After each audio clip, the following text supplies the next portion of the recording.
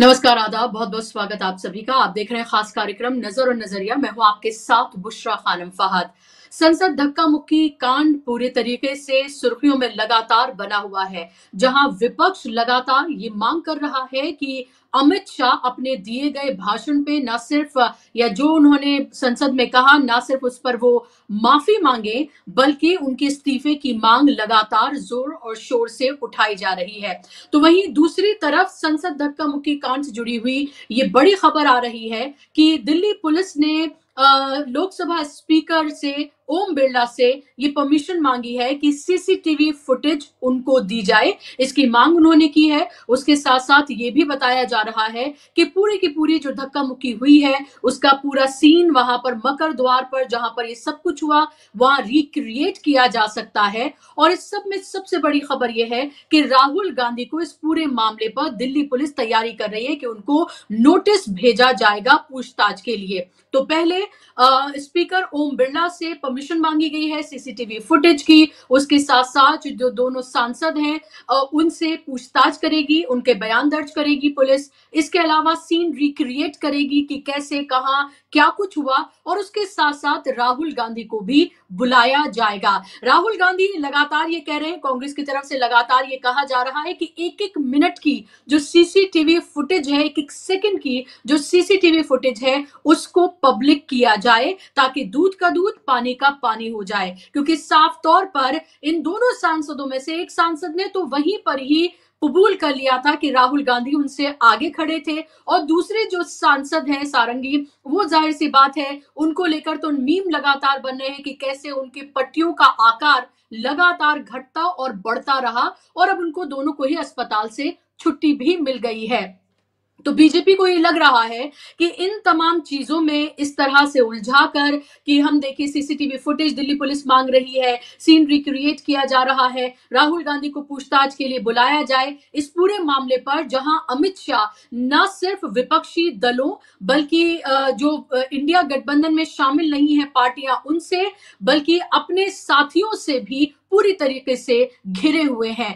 जी हां, न सिर्फ इंडिया गठबंधन बल्कि मायावती भी मैदान में कूद गई है, और मायावती ने ये कहा है कि 24 तारीख को जो अमित शाह ने बयान दिया अंबेडकर को लेकर, उस पे पूरे देश भर में प्रदर्शन करेगी बीएसपी। और उसके साथ साथ कांग्रेस ने आज देश के अलग अलग हिस्सों में प्रेस कॉन्फ्रेंसेस की हैं। कल भी ये प्रेस कॉन्फ्रेंसेस का सिलसिला जारी रहेगा। इसके अलावा 24 तारीख को मार्च निकाला जाएगा, अंबेडकर सम्मान मार्च निकाला जाएगा, और इसके अलावा प्रेसिडेंट ऑफ इंडिया को और डिस्ट्रिक्ट मजिस्ट्रेट को ज्ञापन सौंपेगी कांग्रेस, जिसमें सीधे तौर पर अमित शाह से माफी और उनके रेजिग्नेशन की मांग करेगी। और इसके अलावा 26 और 27 तारीख को बेलगांव में बड़ा एक कार्यक्रम होने जा रहा है, जहां तमाम कांग्रेस के बड़े नेता तो शामिल होंगे ही देश भर से, और वहां से ईवीएम को लेकर, चुनावी धांधली को लेकर और बाबा साहब भीमराव अंबेडकर को लेकर जो आपत्तिजनक टिप्पणी की गई है अमित शाह की तरफ से, उस सब को लेकर एक नए आंदोलन की शुरुआत वहां से की जाएगी। लेकिन विपक्ष के हाथ जो ये मौका लगा है वो किसी भी हालत में इसको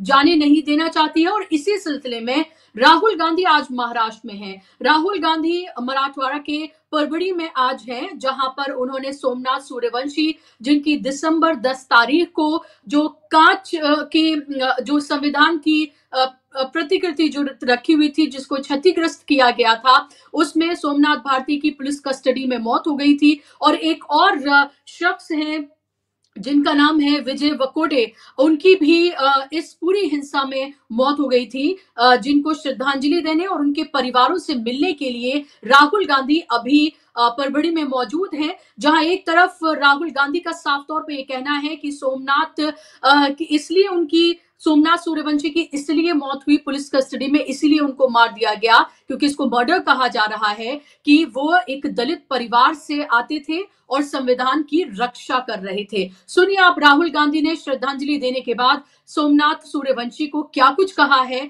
और किस तरह से इस ये बयान के बाद पूरे महाराष्ट्र की सियासत गरमाई हुई है। क्योंकि देवेंद्र फडणवीस का ये कहना है कि पुलिस कस्टडी में उनकी या प्रताड़ना से उनकी मौत नहीं हुई है, और इस पूरे मामले की जांच के आदेश दे दिए गए हैं। महाराष्ट्र बीजेपी का ये कहना है कि पूरी की पूरी सियासी नौटंकी है जो कांग्रेस और राहुल गांधी कर रहे हैं, यानी कि कहीं ना कहीं राहुल गांधी उनकी दुखती रग पर हाथ रख रहे हैं। अंबेडकर से जुड़ा ये मुद्दा, संविधान और लोकतंत्र को बचाने का ये मुद्दा इतना बड़ा हो गया है कि अब भारतीय जनता पार्टी की तमाम टैक्टिक्स, तमाम पैतरे इस पर नाकाम ही साबित होते हुए नजर आ रहे हैं। मैं आपको सुनवाना चाहूंगी राहुल गांधी ने क्या कुछ कहा है और बात फिर नीतीश कुमार की भी करेंगे।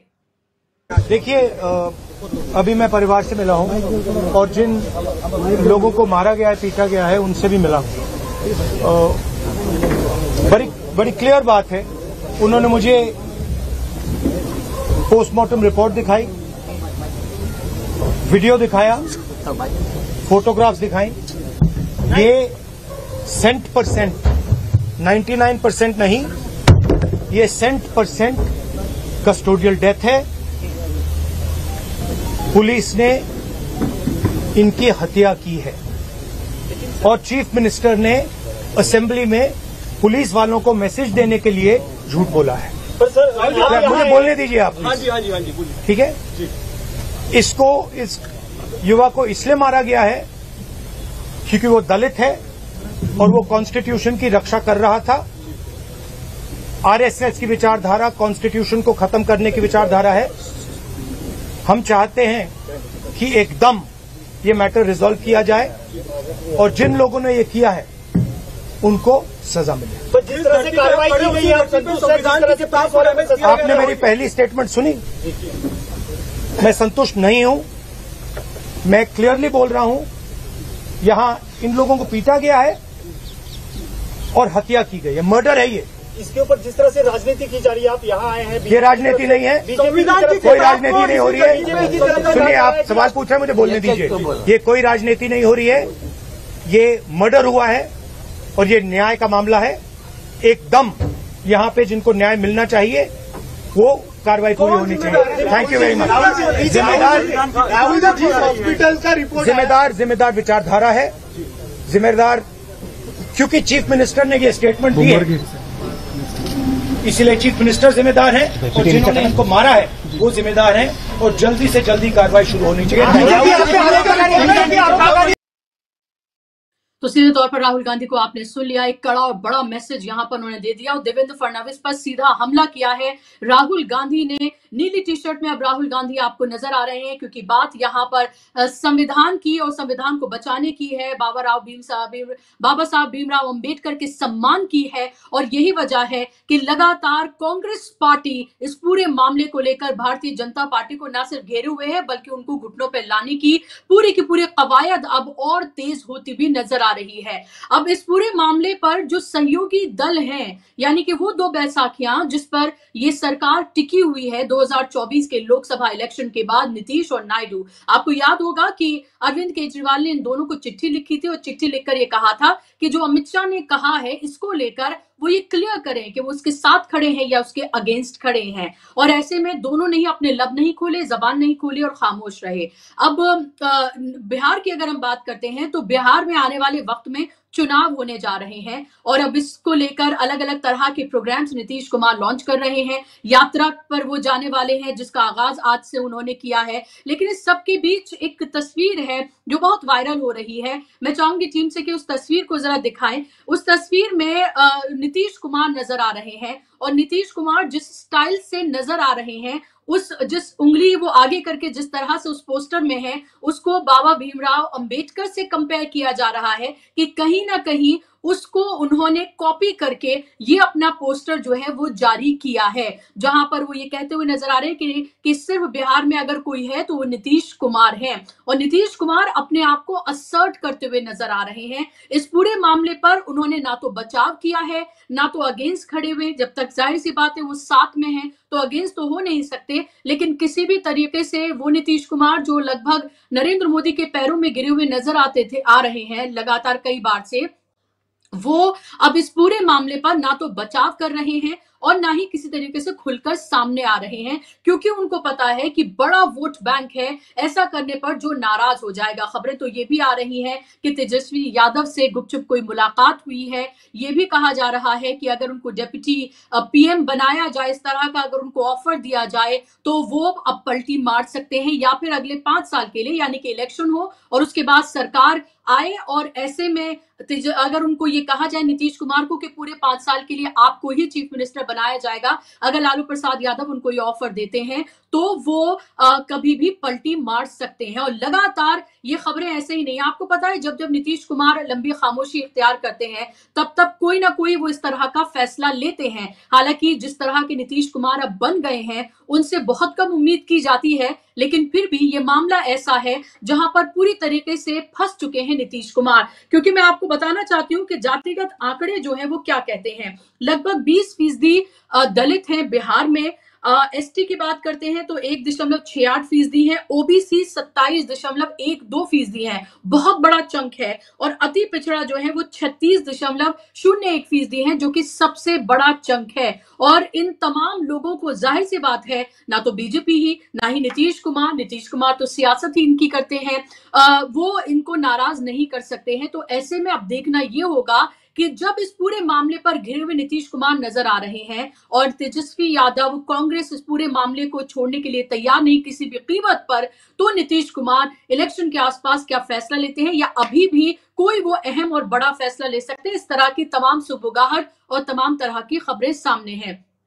तो ये तो तय हो चुका है कि भारतीय जनता पार्टी के सो कॉल्ड चाणक्य कहे जाने वाले अमित शाह अब पूरे तरीके से उसी भारतीय जनता पार्टी के लिए मुसीबत का सबब इस तरह से बन गए हैं कि बचने का कोई रास्ता अब सामने नहीं आ रहा है। लग ये रहा है कि जिस अग्रेसिव मोड में पूरा विपक्ष नजर आ रहा है, राहुल गांधी नजर आ रहे हैं, जिसमें मायावती भी कूद गई है, जिसमें तमाम विपक्षी पार्टियां एक साथ हैं कि अमित शाह माफी मांगे, रेजिग्नेशन दे, इससे कम पर वो मानने के लिए तैयार ही नहीं है। ये मामला कितना आगे बढ़ता है ये तो देखने वाली बात होगी, लेकिन ये जरूर है कि नरेंद्र मोदी, अमित शाह, आरएसएस ये अब पूरी तरीके से इसमें फंस चुके हैं। और उनकी कोई भी चालाकियां, नौटंकियां, राहुल गांधी को विलेन बनाना, उन्हें गुंडा बनाना, उनको पूछताछ के लिए पुलिस बुलाएगी, सीसीटीवी फुटेज, ये सारी चीजें अब किसी भी तरीके से काम करती हुई नजर नहीं आएंगी। और ये अच्छा ही होगा कि पुलिस सीसीटीवी फुटेज मांगेगी तो, और अगर इसको पब्लिक करेगी तो दूध का दूध पानी का पानी हो जाएगा। क्योंकि अब तक अगर सबूत होते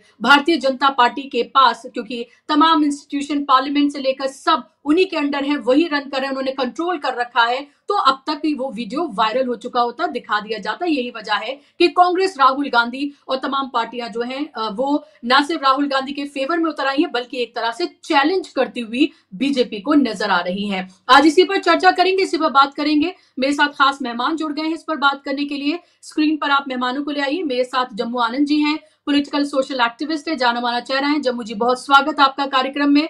मेरे साथ किसान नेता, सोशल और पॉलिटिकल एक्टिविस्ट डॉक्टर सुनीलम जी भी मेरे साथ जुड़ गए हैं। डॉक्टर सुनीलम, बहुत बहुत स्वागत आपका कार्यक्रम में। शुरुआत जम्मू जी मैं आपसे करना चाहूंगी। आज राहुल गांधी परवणी में है, 10 तारीख को जो कुछ वहां पर हुआ, और उसके बाद 2 लोगों की राहुल गांधी कह रहे हैं कि मर्डर उनका किया गया है, और एक का पुलिस कस्टडी में और दूसरे का हिंसा में हुआ है। उनको श्रद्धांजलि वहां देने के लिए वो पहुंचे और बहुत अग्रेसिव अंदाज में वो नजर आए हैं। दूसरी तरफ खबर यह है कि दिल्ली पुलिस ने स्पीकर से ये एप्लीकेशन दी है, मांग की है कि भाई सीसीटीवी फुटेज इनको दी जाए, उसके बाद वो सीन क्रिएट करेंगे और राहुल गांधी को पूछताछ के लिए बुलाया जाएगा। कैसे देख रहे हैं इस मामले को आप, कहां जाता हुआ देख रहे हैं, कितनी फंसती हुई बीजेपी नजर आ रही है? बुशरा जी नमस्कार। नमस्कार हमारे साथी को भी।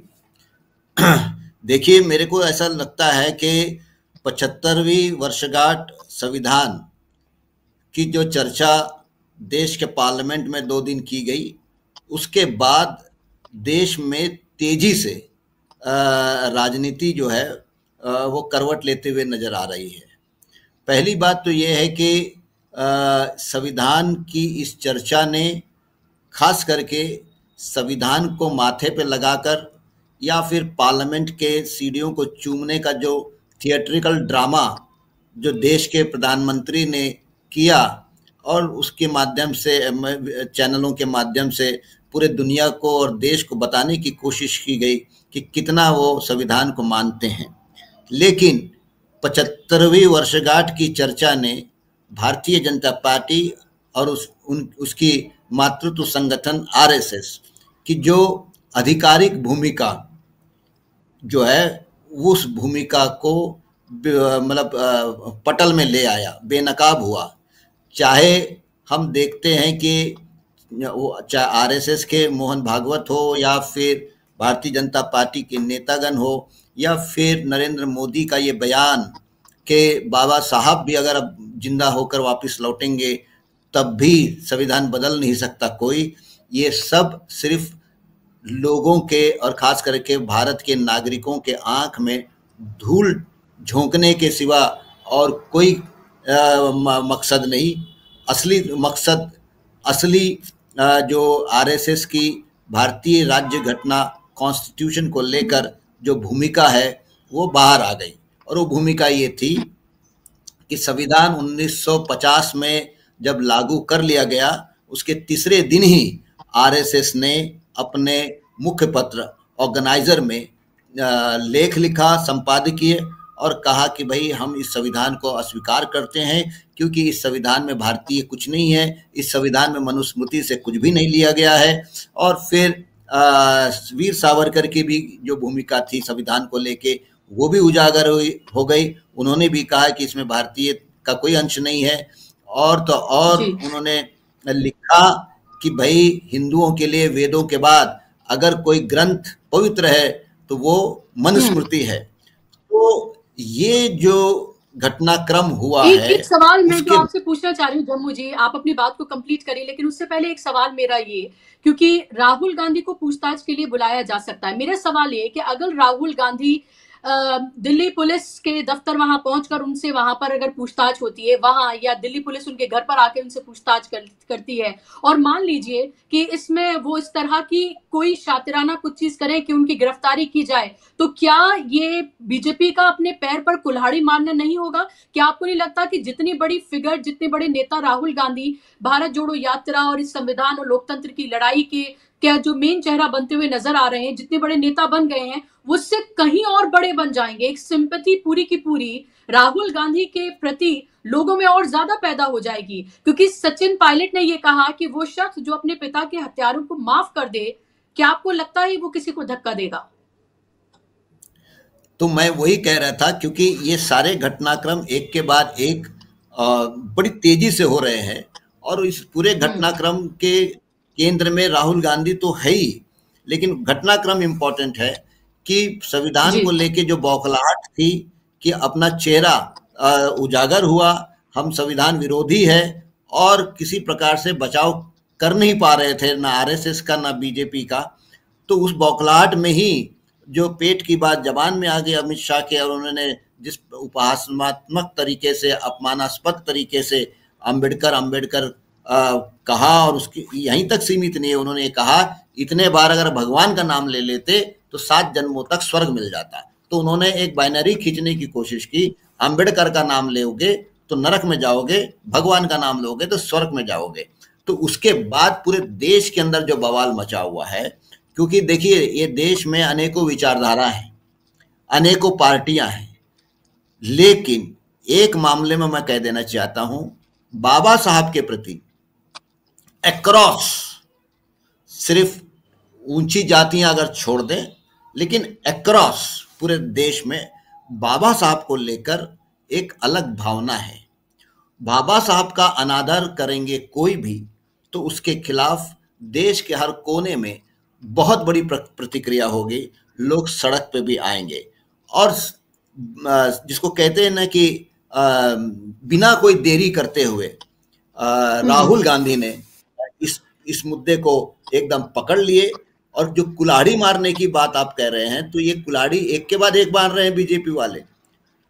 संविधान का समर्थन न करते हुए आरएसएस की पोल खुल जाने से भी एक प्रकार से उन्होंने पैर पे कुल्हाड़ी मारे। उसके बाद अमित शाह ने बोलकर और कुल्हाड़ी मार लिए। और उसके बाद जो है माफी मांगने के बजाय, मामले को शांत करने के बजाय, नरेंद्र मोदी और अमित शाह, बीजेपी जो है इसको हेड ऑन लेना चाहती है। और हेड ऑन लेने की जो पूरी मानसिकता है, यह और कुछ नहीं, पैर पे कुल्हाड़ी मारने जैसा है। और अब देख रहे हैं कि राहुल गांधी को वो इम्प्लिकेट करना चाहते हैं। और देखिए, ऐसा है कि इस वक्त राहुल गांधी मासेस में है, जनता के बीच में है, आंदोलित है, और थोड़ी सी भी गलती, गलती मैं इसलिए कह रहा हूं कि अंततोगत्वा बीजेपी या फिर नरेंद्र मोदी की सरकार वो राहुल गांधी को घेरना चाहती है बदनीयती से। तो ये इसके लिए मैं गलत शब्द का इस्तेमाल कर रहा हूं। किसी भी गलती, एक छोटी गलती राहुल गांधी के खिलाफ की इतनी बड़ी कीमत चुकानी पड़ेगी जिसका अंदाजा ये तानाशाह प्रवृत्ति वालों को नहीं है। उनको ये समझना चाहिए कि भारत में लोकतंत्र की जड़ें और लोकतंत्र को लेकर एक जो चेतना है वो बहुत डीप रूटेड है, और इसीलिए वो फिर गोलियां और लाठियों जो है ना उससे डरती नहीं है। वो सड़क पे जब उतर जाएगी, और सड़क पे उतरे हुए हैं, तो इसलिए हम देखते हैं कि राहुल गांधी लगातार भारत जोड़ो यात्रा हो, न्याय यात्रा हो, उसके बाद पूरे लोकसभा के चुनाव में 303 को 240 पे आ जाना हो, और जिस प्रकार से मोदी और अडानी के रिश्ते को लेके हो, या अडानी के एक्सपोजे जिसको अपन कहते हैं उसका सवाल हो, इन सारे मुद्दों पर जिस कंसिस्टेंसी के साथ राहुल गांधी अपनी भूमिका रख रहे हैं, व्यक्त कर रहे हैं, मतलब ये कंसिस्टेंसी तो 2014 से है। मैं तो ये कहना चाहूंगा कि 2014 से लेके 2024 ये 10 वर्षों में मोदी को जहां तक घेरने का सवाल हो, या मोदी एक प्रधानमंत्री होने के नाते उनके सामने सवाल खड़ा करने का सवाल हो, या उनको घेरने का सवाल हो, राहुल गांधी एकमात्र उस प्रकार का एक राजनेता है जिसने अपनी पॉलिटिकली भी और आइडियोलॉजिकली भी उसको कंटिन्यू किया है। और वो कंटिन्यू करने से ही राहुल गांधी उस पप्पू की इमेज को दरकिनार कर सके, और एक सीरियस पॉलिटिशियन, और एक ऐसा पॉलिटिशियन जो अबव पार्टी कंसिडरेशंस जिसको कहते हैं, ऊपर उठना, वो उठने में सफल हुए हैं। और उनका जो सोच है, उनका जो मिजाज है, उनका जो बात करने का तरीका, उनकी जो बॉडी लैंग्वेज है, उनकी जो आंखों से जो नजर जो देखते हैं, तो एक जिसको कहते हैं ना, इतने बड़े देश में एक किसी के प्रति विश्वास करना, अपनापन महसूस करना, ये एक व्यक्तिमत जिसको कहते हैं पर्सनालिटी ऑफ राहुल गांधी जो है वो उनको गाड़ने में राहुल गांधी सफल हुए हैं। और राहुल गांधी की एक खासियत मैंने जो देखा है, देश में कहीं पर भी किसी प्रकार का घटनाएं हो जाए, हिंसक हो जाए, किसी मौत हो जाए, तो वो एकदम रीच आउट कर रहे हैं, परिवार से भी मिल रहे हैं, लोगों से मिल रहे हैं, और एक किसको कहते हैं ना कि भाई हम हैं आपके साथ।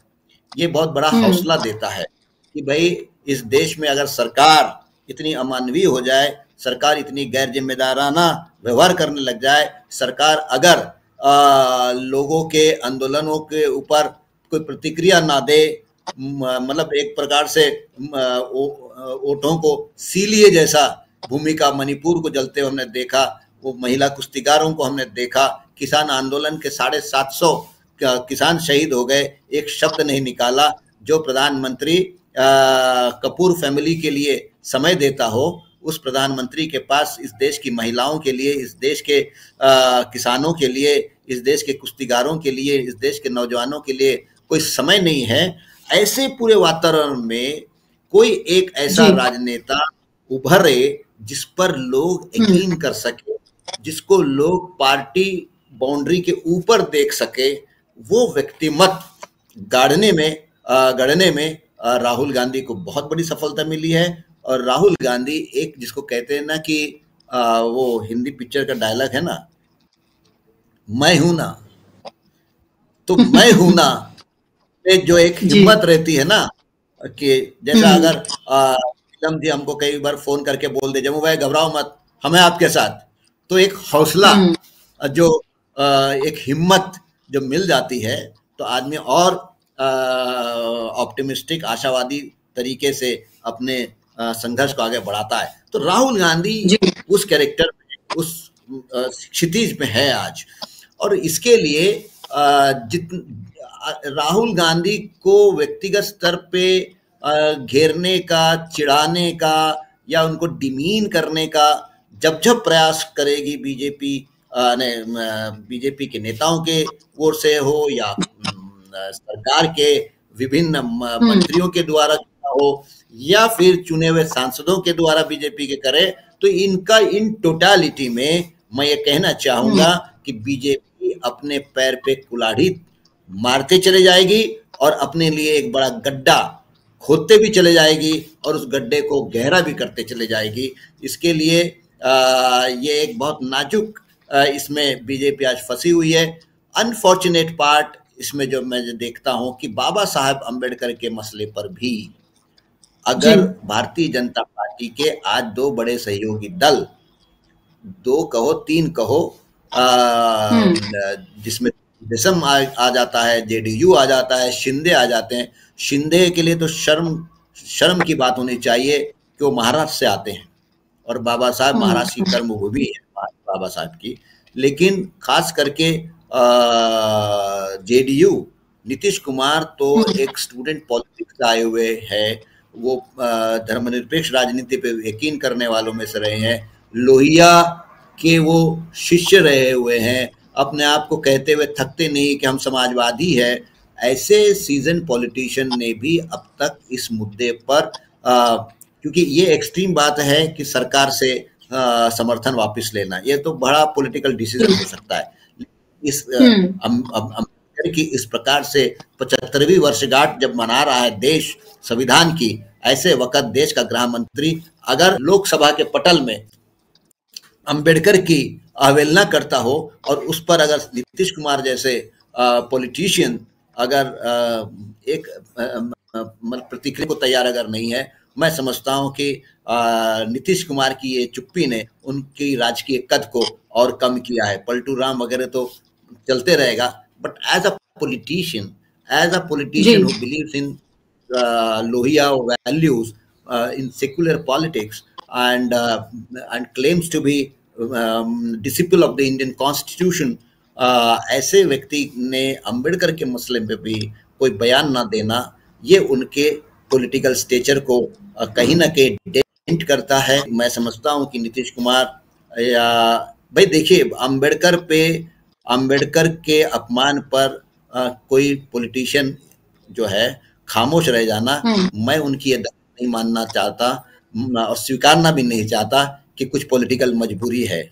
There is no political compulsions to react when somebody on the floor of the house demeans, undermines बाबा साहब अम्बेडकर। ये बड़ी दुख की बात है।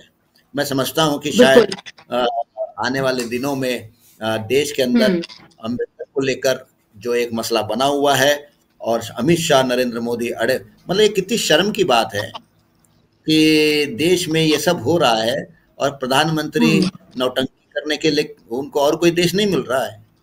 कुवैत, मतलब अरब देश में ही जाने की उनको सूझ रही है।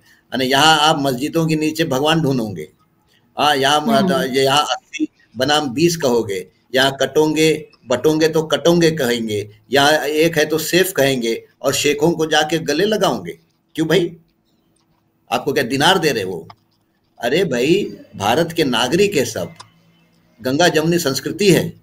आप यहाँ के मुसलमानों को गले लगाना नहीं चाहते, आप यहाँ के मुसलमानों के खिलाफ हिंदुओं को इकट्ठा करना चाहते, हिंदुओं के दिमाग खराब करना चाहते, हिंदुओं को एक झुंड में बदल देना चाहते, हिंदुओं को एक खूंखार बनाना चाहते हैं और हिंदुओं के नौजवानों को, बेरोजगार नौजवानों को, बहुजन समाज के नौजवानों को आपने काम दे दिया, जाओ रे ढूंढो, भगवान घूम गए।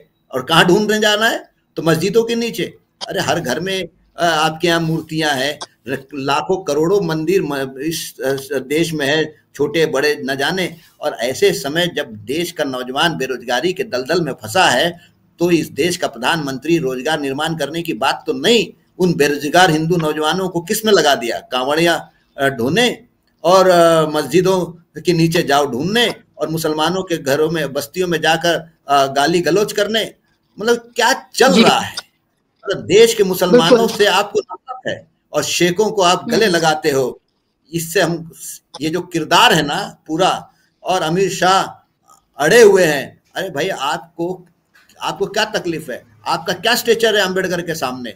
आप कहो कि गलती से मेरे मुंह से निकल गया, मैं इसके लिए माफी मांगना चाहता हूं।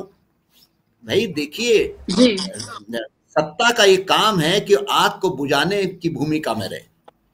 सत्ता का ये काम नहीं हो सकता आग की लपटों की ऊंचाइयों को नापने का। तो इसके लिए ये सरकार, ये मंत्री शांत करने की भूमिका में नहीं दिख रहे हैं। इनको लग रहा है कि हम कहीं छोटे ना हो जाएंगे। अरे भाई, आप माफी मांग लोगे तो आपकी जो गिरती हुई साख वो रुक जाएगी। अंबेडकर के सामने आपकी कोई औकात नहीं है, आपकी कोई तुलना नहीं है। अंबेडकर है, he is icon of human society है। तो इसके लिए मुझे ऐसा लगता है कि ये सरकार जो है वो कुल्हाड़ी ही मारते रहेगी, और वो दिन दूर नहीं जब वो कुल्हाड़ी की मार से इतना बड़ा गड्ढा हो जाएगा और जिस गड्ढे में वो दब जाएंगे। जी बिल्कुल, आपने बिल्कुल सम अप कर दिया तमाम चीज़ों को, और बहुत महत्वपूर्ण बातें आपने यहाँ पर कही हैं लगभग देश की तमाम स्थितियों पर। डॉक्टर सुनीलम, आप इस पूरे मामले को कैसे देख रहे हैं? खास तौर पर अगर इसके सेंटर में राहुल गांधी हैं, क्योंकि लग रहा है देश की जो सत्ता में बैठे जो लोग हैं उनके लिए अगर कोई सबसे बड़ा दुश्मन उनको नजर आ रहा है फिलहाल, जिसने उनको घुटनों पर लाने पर मजबूर किया है, जो हर मुद्दे पर उनको जवाबदेह बनाने के लिए मजबूर करता है, तो वो राहुल गांधी हैं। और अब राहुल गांधी से पुलिस पूछताछ भी कर सकती है। पता नहीं, हो सकता है अगर उनकी इस डायरी में लिखा हो कि भाई उनको गिरफ्तार करना है, तो हो सकता है वो भी हो सकता है, क्योंकि राहुल गांधी की सांसदी तो हमने देखा है कि उनसे छीनी जा चुकी थी। अब अडानी का मामला उन्होंने उठाया था पार्लियामेंट में, उसके बाद ये तमाम चीजें हुई हैं। तो ऐसा नहीं है कि राहुल गांधी को लेकर ये तमाम चीजें नहीं की गई हैं, लेकिन ये पूरा मामला अंबेडकर को, बाबा साहब भीमराव अंबेडकर को लेकर जो टिप्पणी की गई, विपक्ष के जो तेवर हैं, राहुल गांधी को लेकर जो कार्रवाई की लिए कहा जा रहा है, जो उनको गुंडा बताने की जो एक नाकाम कोशिश बीजेपी कर रही है, इस सब को कैसे देख रहे हैं आप? और ये मामला कहाँ जाता देख रहे हैं? क्या पॉलिटिकली बड़ा नुकसान बीजेपी को हो सकता है आने वाले चुनावों में?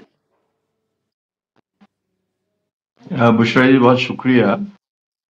असल में जैसा आपने कहा कि जम्मू आनंद जी ने पूरा समअप कर ही दिया है, तो मैं इसमें केवल कुछ टिप्पणियां करूंगा। पहली बात ये है कि पुलिस कस्टडी के अंदर जो डेथ का मामला है, जो आपने बताया कि उन्होंने उठाया है, ये पुलिस कस्टोडियल डेथ पूरे देश का बहुत अहम मुद्दा है। हजारों लोगों को, जो ज्यादातर गरीब होते हैं, वंचित होते हैं, और या तो दलित होते हैं या मुस्लिम होते हैं, ऐसे लोगों को पुलिस पीट पीट करके थानों में मार देती है। और ये लगभग हर थाना, कोई देश का ऐसा थाना नहीं होगा जिसके अंदर ऐसी 2, 4, 6 घटनाएं साल भर में ना होती हो। तो मेरी दिलचस्पी इस बात में है कि ये मुद्दा राहुल गांधी जी के वहां पहुंचने से बहुत हाईलाइट हुआ, और हाईलाइट जब हुआ है तो मैं मान के चलता हूं कि एक जो बात उन्होंने कही है कि ये क्लियर कट केस है पुलिस द्वारा हत्या का, क्योंकि मैं जहां पर अभी बैठा हुआ हूँ मुल्ताई है, वहां पर भी पुलिस फायरिंग हुई थी, 24 किसान शहीद हुए थे। पुलिस वालों पर कोई एफआईआर दर्ज नहीं हुई। पुलिस वालों पे एफआईआर दर्ज कराने में अगर सफलता हासिल कर लेती है कांग्रेस पार्टी और राहुल गांधी, तो मुझे लगता है कि ये बहुत बड़ी सफलता होगी। कुछ जगहों पर हुआ है, कुछ जगहों पर पुलिस के ऊपर हत्या के मुकदमे दर्ज हुए हैं देश के अंदर, लेकिन वो अपवाद स्वरूप हैं। लेकिन वो होना चाहिए जैसा कि हाई कोर्ट, जो यहाँ का आंध्र प्रदेश का जो हाई कोर्ट था, उस हाई कोर्ट ने बाकायदा इस तरीके का फुल बेंच के साथ में ऑर्डर किया था कि कोई भी अगर गोली चालन के अंदर किसी की भी मौत होती है या पुलिस हिरासत में मौत होती है तो उस मामले में मर्ग कायम किया जाएगा। वो कोर्ट में केस पेश होगा और उसके बाद में ये साबित करना होगा, जो अगर जैसा आमतौर पर पुलिस कहती है हमने सेल्फ डिफेंस के अंदर ऐसा किया या फिर वो भाग रहा था मुलजिम इसलिए किया, तो वो उन्हें प्रूव करना पड़ेगा, अदरवाइज केस पूरा चलेगा। मुझे ऐसा लगता है कि राहुल गांधी जी की यात्रा से ये मामला इस देश के लिए बहुत बड़ा इशू हो जाएगा। दूसरी बात, राहुल गांधी के साथ ही अगर फर्जी मुकदमा बन जाता है, हम तो फर्जी मुकदमे के शिकार हैं और राहुल गांधी शिकार हुए, उनकी सदस्यता चली गई, पूरे देश ने देखा, तब फर्जी मुकदमों का मामला उठा। हम और जम्मू आनंद जी जो है देश के अंदर कई सारे राष्ट्रीय सम्मेलन हुए हैं फर्जी मुकदमों के खिलाफ में, जिसमें लोग टेस्टिमनी देने के लिए आते हैं, अलग अलग राज्यों से बताते हैं, लेकिन वो सब चल ही रहा है। वो फर्जी मुकदमे लगाने का काम रुक ही नहीं रहा है। लेकिन अब जब राहुल गांधी के ऊपर ही लगा दिया, वो भी पार्लियामेंट के अंदर ही लगा दिया, तो फिर ये वाली बात जो हम कहते थे कि भाई ये जो है डेमोक्रेसी पुलिस स्टेट के अंदर तब्दील हो गई है, वो बात एकदम 100% साबित हो गई।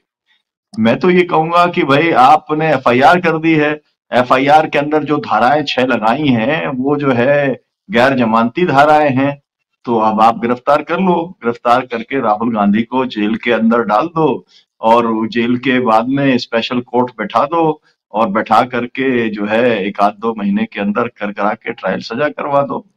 हिम्मत तो दिखाएं। नरेंद्र मोदी वह डरपोक आदमी है और जो अमित शाह है ये डरपोक हैं, ये कुछ नहीं करने वाले हैं, ये केवल ड्रामा है। और ये ड्रामा क्यों है, ये मैं मुख्य बात आपसे कहना चाहता हूँ। ये ड्रामा इसलिए है कि असल में देखिए देश के अंदर आज ऐसी स्थिति है, मैं अभी वहीं से प्रदर्शन से मैं लौट के आ रहा हूँ कि जगजीत सिंह डल्लेवाल आज 29 दिन से आमरण अनशन कर रहे हैं खनौरी बॉर्डर के ऊपर। आपको मालूम है देश का किसान लगातार लड़ता रहा और वो आने की कोशिश कर रहे हैं दिल्ली, उनको आने नहीं दे रहे हैं। ये मामला किसानों का बार बार पूरे के पूरे जो है सांसदों ने इंडिया गठबंधन के राहुल गांधी सहित उन्होंने उठाने का काम किया। आपको याद होगा आप ही के प्रोग्राम में मैंने बताया था कि हम लोगों ने संयुक्त किसान मोर्चे ने बाकायदा जा करके राहुल गांधी जी को संपूर्ण कर्जा मुक्ति और C2+50% पे खरीद की कानूनी गारंटी को लेके 2 प्रस्ताव कानून के हमने ड्राफ्ट सौंपे थे और उन्होंने हमको आश्वस्त किया था कि हम इसे पार्लियामेंट के अंदर उठाएंगे, लेकिन उठाने का अवसर ही नहीं दिया। जब आपने मतलब आप क्या करना चाहते हैं, मतलब ये करना चाहते हैं कि इस देश का किसान या किसान नेता जो है आंदोलन करता हुआ वो मर जाए, लेकिन आपको उसकी चिंता नहीं है।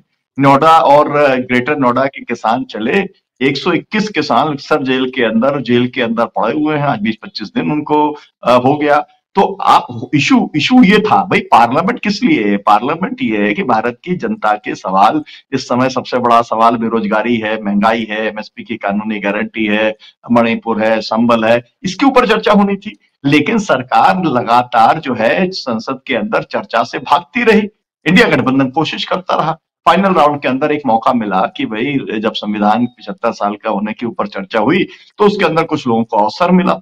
ज्यादातर समय तो ये साहब भी ले लेते हैं जो सभापति महोदय हैं, ये आंकड़ा आया कि 30% पार्लियामेंट के अंदर प्रोसीडिंग का पूरा समय तो यही ले गए, है ना। इसीलिए इनके खिलाफ तो मतलब इनके तौर तरीके के खिलाफ वहां पर अविश्वास लाना पड़ा।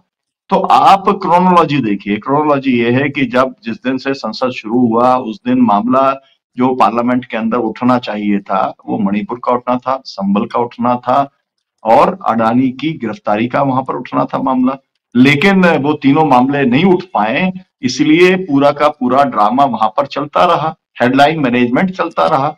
हेडलाइन मैनेजमेंट के अंदर करते करते जब आखिरी के अंदर इस तरीके का काम हो गया कि इन्होंने जब अमित शाह ने बोल दिया, जिसको जम्मू आनंद जी ने बता दिया तो मुझे दोहराने की उससे जरूरत नहीं है, जब ये बोल दिया तो जो पूरा का पूरा संघ का जो ऑफिशियल लाइन है ना, या ये कहा जाए जो मनुवादी पूरा सोच है, वो सब पूरा बाहर आ गया। अब जब वो बाहर आ गया तो फिर फंस गए है ना, इसे बोलते विनाश काले विपरीत बुद्धि। अब हो गया तो फिर अब उसको मैनेजमेंट करना था, उसका जो है हेडलाइन मैनेजमेंट करना था। तो अब छोटे मोटे काम से तो वो इतने बड़े इशू का तो मैनेजमेंट होता नहीं। तो इतना उन्होंने कॉन्स्पिरेसी की, उस कॉन्स्पिरेसी के अंदर जो है धक्का मुक्की हुई, धक्का मुक्की होकर के फिर एफआईआर हुई। मतलब इतनी बड़ी आप लाइन बना दो कि पिछली वाली लाइन जो है वो पिछड़ती चली जाए। बीच के अंदर आपको यह भी याद होगा कि इलाहाबाद के अंदर जो किया था, वो एक जस्टिस था जिसके बारे में अभी सीजीआई चंद्रचूड़ में बोला है कि वो यादव जी जो है उनको तो मैंने कहा था कि भाई उन्हें तो बनाना नहीं चाहिए था हाईकोर्ट का जस्टिस। तो ये बात मैं तो ये आपके चैनल के माध्यम से कहना चाहूंगा, चंद्रचूड़ साहब जरा ये भी बता दो, आपके मतलब मना करने के बावजूद किसने बना दिया, किसकी सिफारिश से वो यादव जी बन गए, जो ये कह रहे थे कि ये जो देश है या जो जुडिशरी है वो बहुमत की राय से चलेगी। वो कौन था व्यक्ति? और अगर ऐसा व्यक्ति कोई था तो वो कौन हो सकता है? या तो प्रधानमंत्री हो सकते हैं, या वो गृह मंत्री हो सकते हैं, या वो कानून मंत्री हो सकते हैं, और तो कोई हो नहीं सकता। तो ऐसे आदमी का नाम जो है चंद्रचूड़ साहब जो है उनको बता देना चाहिए। आधी अधूरी बात क्यों आप बता रहे हो? क्योंकि आप पहले भी देश को बहुत ज्यादा गुमराह कर चुके हो। सुनीलम भाई, या क्या फिर नागपुर के हेडक्वार्टर के मुखिया ने बनाया? कोई तो बनाया, फिर बता देते। जी जी हाँ, उन्हें बता देना चाहिए, है ना। उन्होंने तो महाराष्ट्र की पूरी सरकार चला दी। उन्होंने 50-50 करोड़ के अंदर जो विधायक खरीदे गए थे और जो सरकार चल रही थी उसको उन्होंने एक तरीके से लेजिटिमेसी दे दी। जो पार्टियों के वो विधायक थे जिनको खरीदा गया था, उन पार्टियों का चुनाव सिंबल लेकर के खरीदारों के नाम पे और उन्होंने कर दिया। इतने समय तक जो है इलीगल गवर्नमेंट वहां चलती रही। फिर उसके बाद चुनाव हो गया, पूरा जनादेश चोरी कर लिया गया, इसके बाद भी वहां पर सरकार बनने दी गई। तो मेरा कहने का मतलब ये है कि पार्लियामेंट के अंदर जो कुछ हुआ है, या जो राहुल गांधी के ऊपर एफआईआर जो पूरी हुई है, ये हेडलाइन मैनेजमेंट का पूरा मसला है। सरकार में कोई बिल्कुल भी दम नहीं है, क्योंकि इंडिया ब्लॉक इस समय बहुत ताकत के अंदर है। भाई आप 240 हो और वो 234 हैं। आप अल्पमत की सरकार चला रहे हो, ये बात एकदम सामने आ गई है। जब वोटिंग हुआ था तो वोटिंग के अंदर 2/3 मेजोरिटी चाहिए थी, आपके पास में नहीं निकली। 76 सांसद कम थे, इसीलिए आप जो है उसे पारित नहीं करा पाए। तो कुल मिलाकर के आपकी जितना भी प्रयास वन नेशन वन इलेक्शन था वो विफल हो गया। तो आप तो जो है एक माइनॉरिटी गवर्नमेंट को चलाने का काम चला रहे हो, और काम बिल्कुल ऐसा कर रहे हो कि दुनिया के बहुत बड़े बड़े तानाशाह भी लीडर के अपोजिशन के साथ में ये काम नहीं करते। या तो ये काम करते हैं पुतिन, है ना, या फिर ये काम करते हैं मोदी, है ना। ऐसे गिने चुने ही लोग हैं जो इस तरीके का काम करते हैं। तो मेरा कहना केवल इतना है कि जो है जितना जितना रिप्रेशन करेगी भारतीय जनता पार्टी, उतना ही ज्यादा वो आत्मघाती उनके लिए साबित होगा। मैं इस बात का प्रत्यक्ष गवाह हूं कि आप जितना भी दमन करते हो उतना ही आपका नुकसान होता है, और कई बार ऐसा नुकसान हो जाता है कि जो इर्रिपेरेबल होता है, मतलब आप उसकी फिर से उसमें कोई सुधार या मरम्मत कर ही नहीं सकते। लेकिन इस सब के अंदर जो सबसे बड़ा काम हो रहा है वो ये हो रहा है कि इस देश को नुकसान हो रहा है। इस देश के अंदर बाबा साहब को लेकर के एक कंसेंसस है, और उस कंसेंसस को तोड़ने का काम जिन लोगों ने किया, जिन्होंने की वहां पर परभनी के अंदर जो संविधान हाथ में था बाबा साहब का, जिस तरीके से उसे नष्ट करने का काम किया। जी जी, मैं आप ही की इसी बात से जोड़ रही हूँ। क्या आपको लगता है कि ये मामला इतना बड़ा तब बनेगा जब विपक्षी पार्टियों के साथ साथ अगर जनता भी साथ देगी, तब नीतीश और नायडू जैसे लोगों को भी झुकना पड़ेगा? क्योंकि नीतीश खामोश हैं, लेकिन वो क्या फैसला लेंगे इस पर अभी कुछ नहीं कहा जा सकता। नायडू तो फिर भी कहते हैं कि भाई उनकी सरकार बन गई, 5 साल अभी वो मजे करेंगे, लेकिन नीतीश कुमार के लिए तो इलेक्शन है सामने, और वो तो अपने आप को समाजवादी मानते हैं। और जिस तरह से मैंने आंकड़े पेश किए थे कि दलित, पिछड़ा, अति पिछड़ा, ओबीसी, ये तो एक बहुत सबसे बड़ा चंक है बिहार में वोट बैंक का। मैं इस बात का उल्लेख करना चाहता हूं, हमने एक समाजवादी समागम किया समाजवादी आंदोलन के 85 वर्ष होने पर। 5 साल पुरानी बात है, अब समाजवादी आंदोलन के 90 वर्ष हो गए।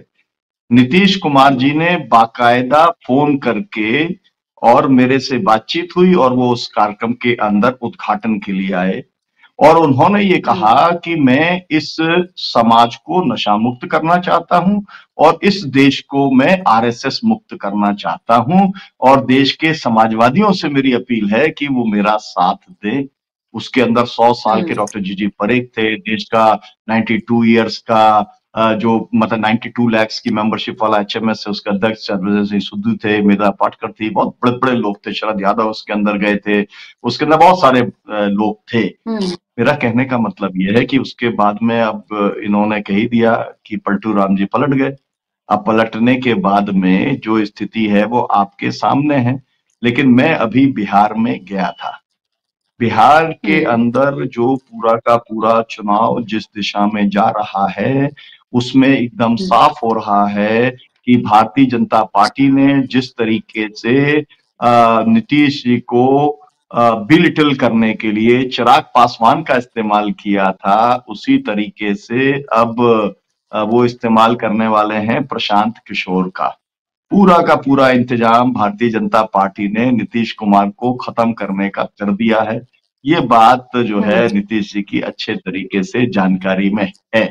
तो अब ये उनको तय खुद को करना है कि भारतीय जनता पार्टी जो उन्हें खत्म करना चाहती है उसके साथ रहना है या फिर जो है वो जो राजनीति करते रहे हैं, उन्होंने तमाम सारे इस तरीके के काम किए हैं, 50% महिलाओं को रिप्रेजेंटेशन देने का काम किया है। उन्होंने भूमि सुधार को लेके जो बंदोपाध्याय वाली कमेटी जो उन्होंने बनाई थी, हालांकि उसको लागू नहीं किया, तमाम सारे काम किए अति पिछड़ों को लेकर के, या हम ये कहा जाए कि कर्पूरी जी को जो भारत रत्न मिला। अब सवाल ये है कि वो सब मटियामेट कर दे। आदमी को तो मरना तय है, कभी ना कभी तो जाता ही है आदमी, सत्ता से भी आदमी हटता ही है, लेकिन वो अपने लिए क्या पॉलिटिक्स में अपना स्थान देख रहे हैं ये उनको तय करना है। पहले एक समय ऐसा आया था जब वो विपक्ष के लिए वो अल्टरनेटिव कैंडिडेट थे, उस समय उन्होंने सुसाइडियल काम किया। अब भी वो सुसाइडियल टेंडेंसी से वो ग्रस्त हैं, उससे निकल जाएं, ऐसी कामना हम कर सकते हैं। और मैं तो ये कह सकता हूं, हम तो वहां बिहार की जो मीटिंग के अंदर गए थे, वहां पर अग्रगामी किसान सभा का राष्ट्रीय सम्मेलन था, वहां पर हमने एक ही बात कहा, बिहार के लोगों में दम है।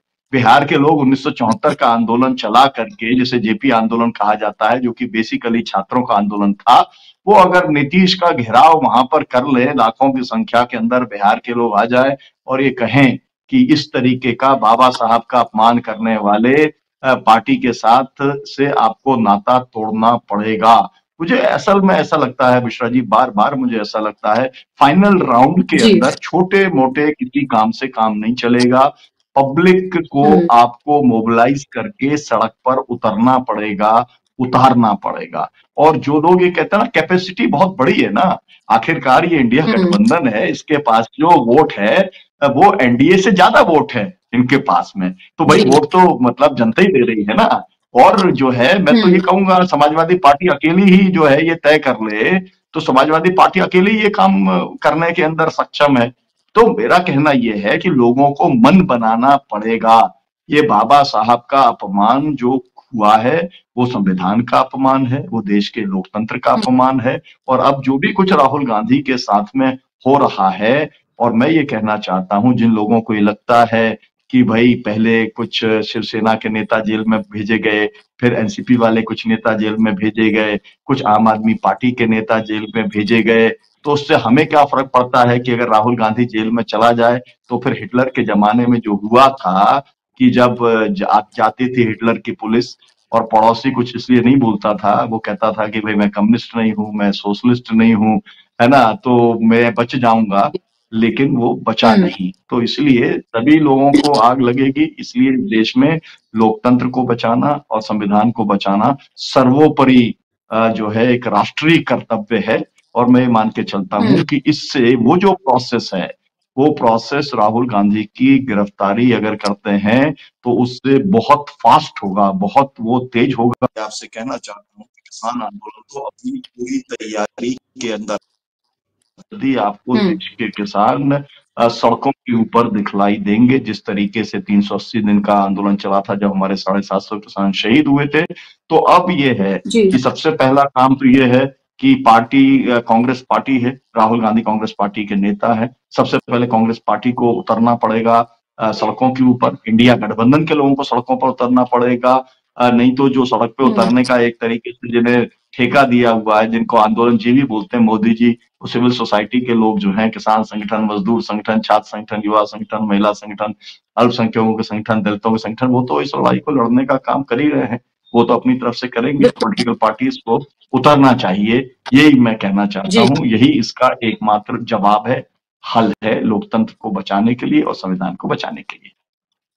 बिल्कुल, और उनके पास करो या मरो के अलावा कोई और स्थिति भी नहीं है, क्योंकि न सिर्फ कांग्रेस मुक्त बल्कि विपक्ष मुक्त बीजेपी चाहती है कि इस देश को कर दिया जाए, ताकि कोई भी उठती आवाज हो वो उठे ही ना, उसको उठने से पहले ही दबा दिया जाए, कुचल दिया जाए। और ये काम पार्लियामेंट के अंदर, पार्लियामेंट के बाहर, जिसको प्रधानमंत्री लोकतंत्र का मंदिर कहते हैं, उसके अंदर किया जा रहा है। बोलने नहीं दिया जा रहा, बाहर बोलने नहीं दिया जा रहा, फ्रॉड केसेस जो है वो बनाए जा रहे हैं, और जिसका सबसे बड़ा टारगेट राहुल गांधी है, वो साफ तौर पर दिख रहा है। बहुत शुक्रिया जम्मू जी आपका भी। आज एक एक सवाल का ही वक्त रहा, आप दोनों का वक्त शायद थोड़ा सा कम रहा आज। बहुत शुक्रिया जम्मू जी आपका, और जसी नीलम जी आपका भी कार्यक्रम का हिस्सा बनने के लिए, समय देने के लिए शुक्रिया। आप तमाम दर्शकों का भी कार्यक्रम का हिस्सा बनने के लिए नमस्कार।